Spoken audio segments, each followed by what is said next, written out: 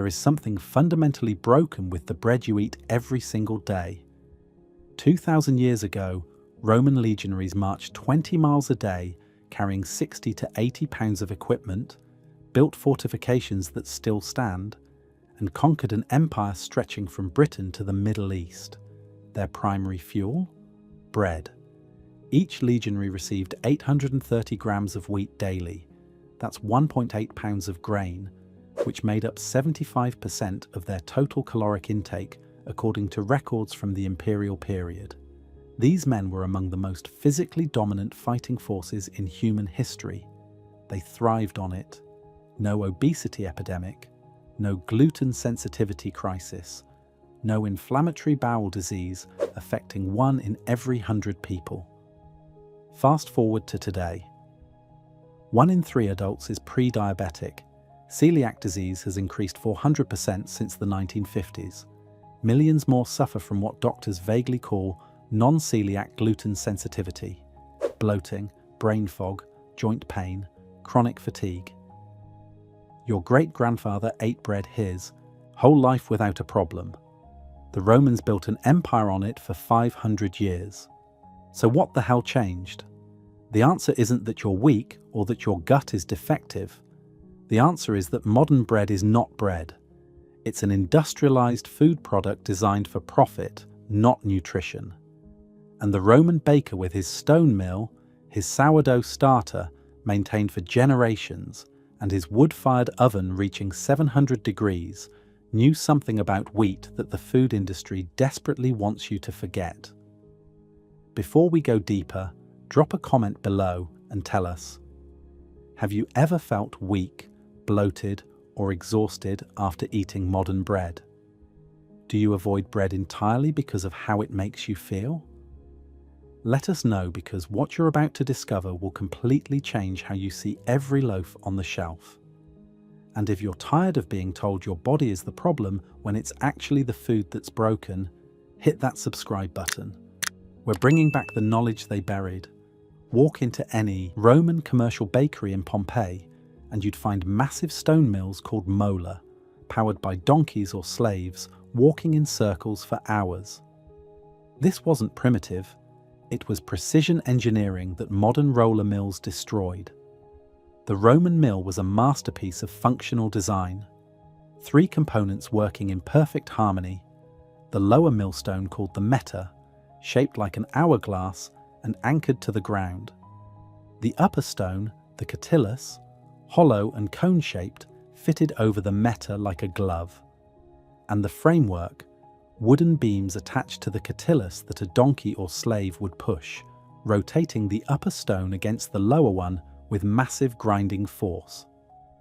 Archaeological excavations of over 30 commercial bakeries in Pompeii show these mills were standard equipment positioned right alongside the ovens. Here's what made these mills revolutionary. They were slow. A donkey walking in circles for hours meant the grain was crushed gradually, methodically. The friction generated minimal heat, and that matters more than you can imagine because heat destroys nutrition. The wheat germ, the embryo of the grain, is packed with vitamin E, omega-3 fatty acids, magnesium, zinc, and B vitamins. It's the most nutrient-dense part of the wheat kernel. Stone milling kept it intact. The bran, the outer layer loaded with fiber that regulates digestion and feeds your gut bacteria, stayed in the flour. Everything the wheat contained made it into the bread. Complete nutrition in every loaf. Modern roller milling, introduced in the 1870s, changed everything. Steel rollers spinning at high speed, generating intense heat. The first thing that heat does? It oxidizes and destroys the delicate oils in the wheat germ. Those omega-3s? Gone. The vitamin E? Degraded. But the real crime is deliberate. The bran and germ are systematically removed because they contain oils that go rancid, shortening shelf life. Food corporations can't have flour spoiling in warehouses, so they strip away 80% of the nutrition. What's left is pure white endosperm, starch and a damaged protein structure. Then they bleach it with chlorine gas or benzoyl peroxide to make it even whiter. This is sold as enriched flour. They have to add back synthetic vitamins, a tiny fraction of what they destroyed, just to meet legal minimums. Roman soldiers got complete nutrition from every single grain of wheat. You're eating nutritionally bankrupt powder that spikes your blood sugar faster than candy. The glycemic index of white bread is 75. Table sugar is 65. Let that sink in. But destroying the flour was only the first step in ruining bread. Even if you could get your hands on real stone-ground flour today, modern baking methods would still rob you of what made Roman bread truly special: fermentation. The Romans didn't have instant yeast. They had something better: time and bacteria that pre-digested the bread. The most common leavening method was simple: save dough from today's batch to start tomorrow's. This living culture contained wild yeast and lactic acid bacteria. Some starters were maintained for decades. A bakery starter was its soul. Pliny the Elder, writing in 77 AD, documented other methods: fermented grape must, beer foam, wheat bran steeped in wine. All had one thing in common: wild fermentation. When you mix that starter with flour and water, the dough would sit for 12 to 24 hours. During that time, enzymes went to war on your behalf. First, they attacked gluten proteins, shredding them into smaller fragments. Predigestion. Second, they neutralized phytic acid, the compound that binds to minerals and prevents absorption. Long fermentation breaks it down, making minerals bioavailable. Third, they reduced lectins, proteins that damage your gut lining and trigger inflammation. By the time that Roman dough went into the oven, it wasn't just wheat anymore. It was transformed at a molecular level, easier to digest, more nutritious, less inflammatory, medicine in the form of bread. Modern industrial bread uses commercial yeast and goes from mixing bowl to oven in under 3 hours. No fermentation, no enzyme activity, no breakdown of anti-nutrients. You're eating raw, reactive proteins and phytic acid that your digestive system has to fight through on its own. That's why a Roman legionary could march 20 miles in full armor on bread and feel strong. That's why you eat a sandwich and feel tired an hour later. So we've destroyed the flour and eliminated fermentation. But there's a third step in the degradation of bread that most people never think about: how it's baked. And this is where physics becomes your enemy or your ally. In Pompeii and Herculaneum, archaeologists found dome-shaped ovens called furnace, built with thick brick insulation and capable of temperatures that would destroy a modern home oven. These weren't the convenient electric boxes in your kitchen that max out at 500 degrees Fahrenheit. Roman wood-fired ovens reached 700 degrees Fahrenheit or higher. Some ancient texts suggest temperatures approaching 800 degrees Fahrenheit in the hottest commercial bakeries. That's forge-level heat. That's transformative power. The design was simple but thermally perfect. A domed chamber built from brick and stone, insulated with clay and ash. A fire built inside using oak, olive wood, or hardwood. The baker would let it burn until the dome glowed white hot, then rake out the coals and slide loaves onto the scorching stone floor. Intense radiant heat from all sides hit the dough simultaneously. Within seconds, the outer layer underwent rapid gelatinization. The starches crystallized into a thick, hard crust, a protective shell. This wasn't just about texture or that satisfying crack when you tear into a fresh loaf. That crust was functional. It sealed moisture inside while keeping contaminants out. A properly baked Roman loaf could sit on a shelf for 3, 4, even 5 days without going stale or moldy. No refrigeration, no plastic wrap, no chemical preservatives, just physics and craftsmanship. The high heat also completed the Maillard reaction, the chemical process that turns bread golden brown and creates hundreds of complex flavor compounds. Modern research has shown that properly developed crusts contain antioxidant compounds, melanoidins, and other bioactive molecules that have measurable health benefits. Now compare that to modern industrial baking. Conveyor belt ovens operating at 350 to 400 degrees Fahrenheit with controlled steam injection. The goal isn't a protective crust.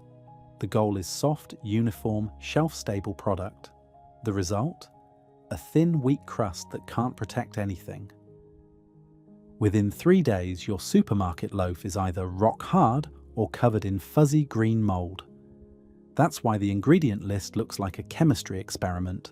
Calcium propionate to prevent mold, mono and diglycerides as emulsifiers, azodicarbonamide, a chemical also used in yoga mats as a dough conditioner. 20 to 30 additives just to fake what a Roman oven did naturally. Roman bread needed nothing but fire, time and skill. Your bread needs a laboratory to survive 3 days.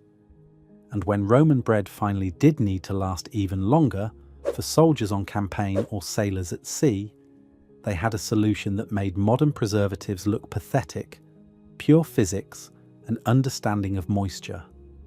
Roman legionaries on campaign carried buccellatum, twice-baked hardtack bread that remained edible for months in their packs through deserts, mountains, and brutal weather. No chemicals, just understanding moisture and fermentation. The Codex Theodosianus, a legal document from 360 AD, details exactly what Roman troops received as rations: buccellatum, regular bread, wine, sour wine called posca, salted pork, and mutton. The buccellatum was Roman field rations perfected. Bread baked once until fully cooked, then baked again at lower heat to drive out every last drop of moisture. What remained was rock hard, nearly indestructible, and capable of lasting months or even years. But here's what most people miss. Even regular Roman bread, the soft daily loaf, lasted far longer than anything in your kitchen today. 3 to 5 days without refrigeration. No plastic bag, no preservatives. How? 3 layers of defense, all created naturally during the baking process.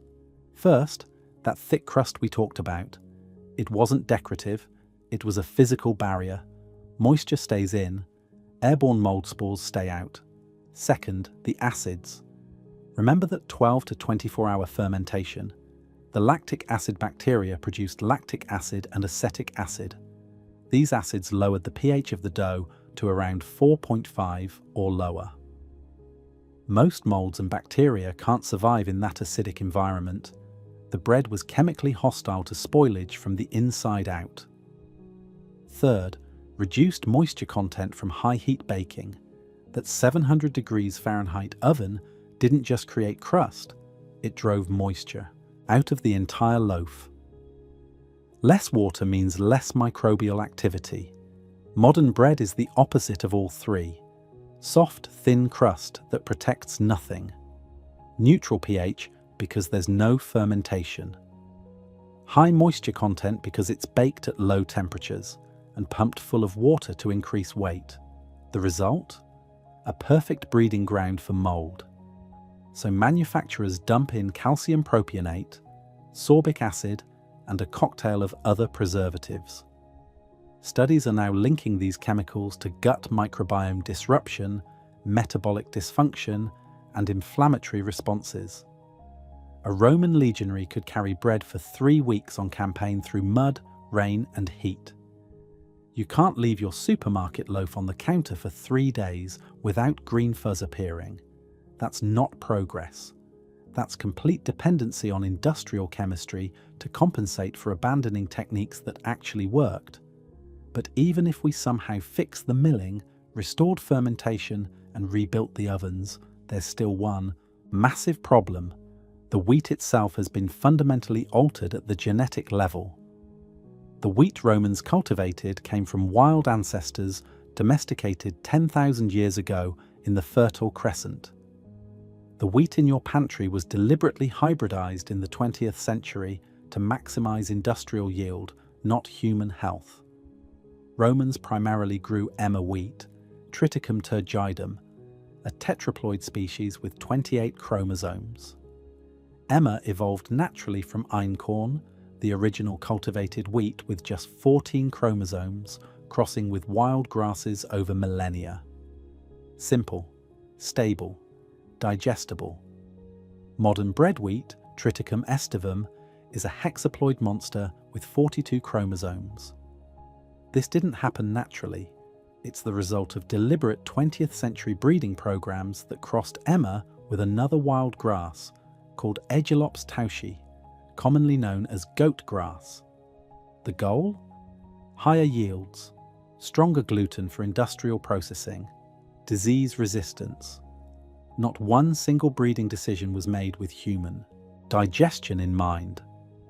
Here's what that genetic complexity cost you. Modern wheat produces gluten proteins that your ancestors never encountered. Scientific studies comparing ancient and modern varieties found that einkorn and Emmer have weaker gluten structures. The dough doesn't rise as high. Bakers hate it. But that weak gluten is exactly what makes it digestible. Research published in peer-reviewed journals shows that people with non-celiac gluten sensitivity can often eat einkorn bread without any symptoms. Why? Because einkorn's gliadin proteins are structured differently, and critically, ancient wheats lack the D genome. That's the genetic package that modern wheat got from goat grass, and it's loaded with the most immunogenic gluten epitopes, the ones that trigger your immune system to attack. Modern wheat contains unique gliadin fragments not present in ancient varieties. One of the worst is the 33-mer peptide, a protein fragment so resistant to digestive enzymes that it passes through your stomach and small intestine almost intact, triggering inflammation and immune responses in millions of people. But the genetic manipulation is only half the problem. Modern wheat is sprayed with glyphosate, yes, Roundup, right before harvest, in a practice called pre-harvest desiccation. This started in Scotland in the 1980s when farmers realised they could kill the crop 1 to 2 weeks early to speed up drying. The practice spread globally. Glyphosate use on wheat increased 400% in the past 2 decades. Studies have found glyphosate residues in over 70% of conventional wheat products tested. The World Health Organization classified glyphosate as a probable human carcinogen. But here's what's worse. Research shows glyphosate disrupts your gut microbiome. It kills beneficial bacteria, the ones that help you digest food, while allowing opportunistic pathogens to thrive. Roman wheat was grown in soil enriched with manure and crop rotation, harvested by hand, stored clean, in dry granaries. You're not eating the same plant. You're eating a genetically manipulated hybrid soaked in herbicide designed for corporate profit. Now, after everything we've covered, the destroyed flour, the eliminated fermentation, the pathetic ovens, the chemical preservation, and the mutated wheat, you might be thinking, could bread really have sustained an entire civilization? Let me show you the proof that it did. In the 2nd century BC, Roman soldiers received about 66 pounds of wheat per month. The grain was issued whole, so each man had to mill and process it himself. This wasn't punishment. This was fuel for the most successful military force in Western history. Historical records from the imperial period confirm it.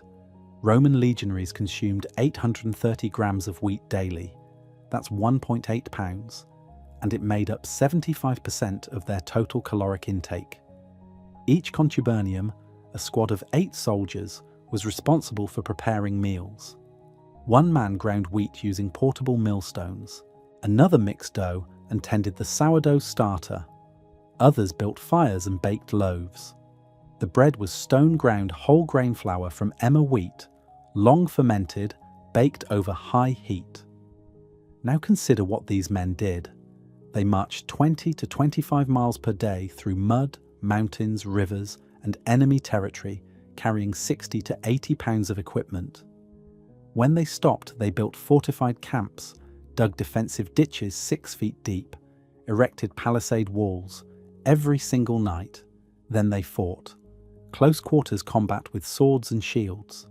Modern studies estimate legionaries burned over 4,000 calories per day, and they did it all on bread. Why did it work? Because that bread delivered exactly what their bodies needed. The slow-release carbohydrates from properly fermented whole grain flour provided sustained energy for hours. No sugar crashes, just steady fuel. The intact wheat germ delivered protein for muscle repair, healthy fats for hormone production, B vitamins for energy, metabolism. The fermentation made minerals like iron, zinc, and magnesium bioavailable, critical for oxygen transport, immune function, and muscle contraction. Modern endurance athletes consume 60 to 90 grams of sugar per hour during competition. Roman soldiers ate bread made the right way and conquered 3 continents over 500 years. The difference wasn't genetics, it wasn't training, it was food quality. Real bread is a complete performance fuel. The industrial substitute in your kitchen is a blood sugar bomb that leaves you weak and hungry. One built the Roman Empire, the other can't get you through lunch. The Roman baker with his stone quern mill grinding emmer wheat, his sourdough starter passed down through generations of pastores, professional bakers so powerful they formed guilds and ran for political office, and his furnace reaching 700 degrees Fahrenheit wasn't primitive. He was operating with a system perfected over centuries. A system that sustained legionaries through frozen Germanic forests and African deserts. Bread that archaeologists found perfectly preserved in Pompeii 2,000 years later. Bread that needed no ingredient list, no warning labels, no chemicals. Just wheat, water, salt, and time. We traded that for speed and profit. Norman Borlaug won a Nobel Prize in 1960 for dwarf wheat that tripled yields.